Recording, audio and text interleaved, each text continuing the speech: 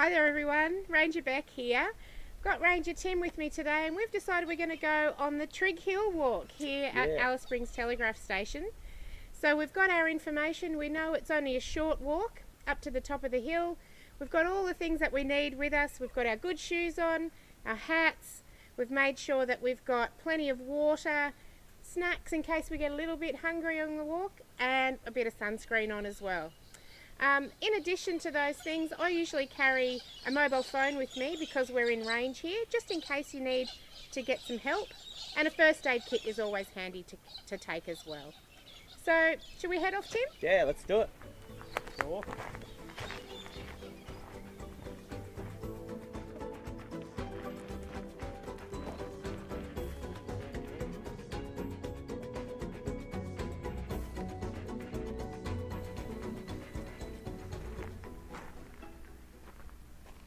What do we got here, Beck?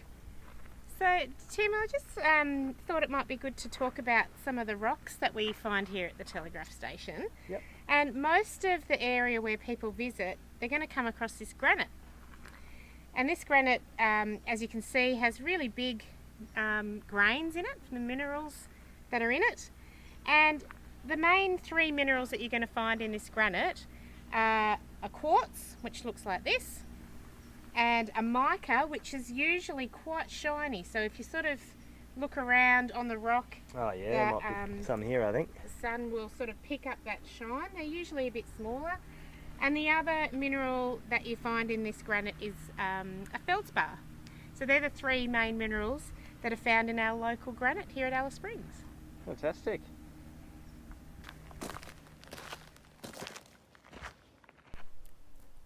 So Beck, I've just found a nice little plant here, which is quite common in some of the rocky hills that we get here.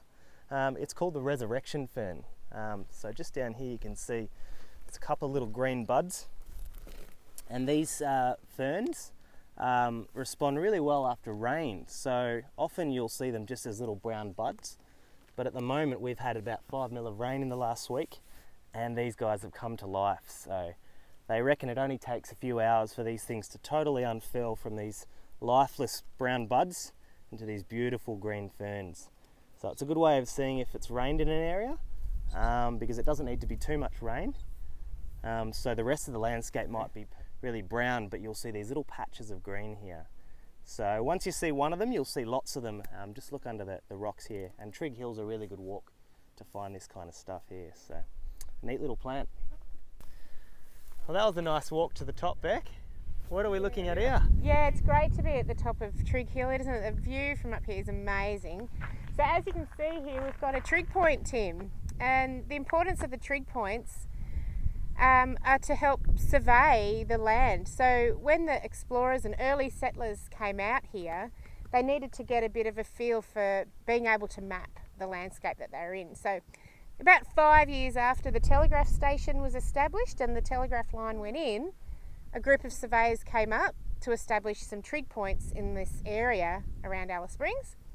And the one here, the Trig Hill one, was the first one that they built. Okay. Yeah.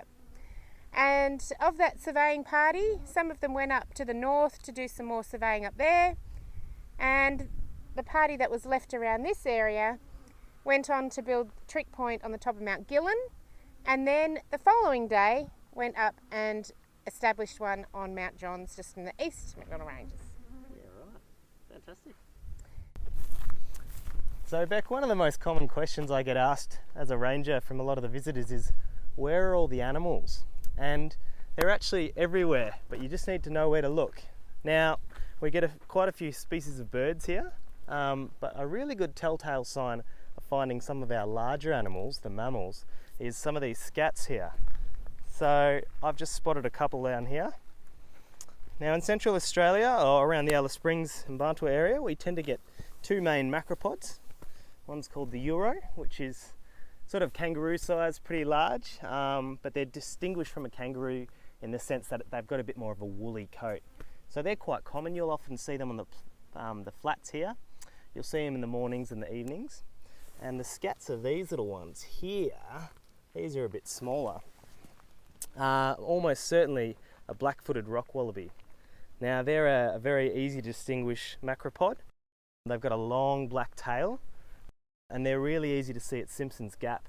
But also if you do one of the riverside walk coming into town from the telegraph station, they really love to sit under those little rocky ledges, and especially early in the morning and potentially those cooler evenings, especially now as it's starting to cool off, you have a really good chance to see them. So it is very tempting to come up here and blast some music or, you know, talk loudly, but if you just lower your voice a little bit, particularly if you're by yourself, just stop and listen, and you're probably going to be a good chance to see some of this. So yeah, lots of clues around if you look hard enough. We hope you enjoyed today's video, learning about some of the interesting things to look out for on your way to Trig Hill, just one of the many walks still open at the telegraph station. And remember to take care as you hike up and down Trig Hill, and always stick to the path, keeping an eye out for hidden gems along the way. What other plants and animals will you see as you explore the telegraph station?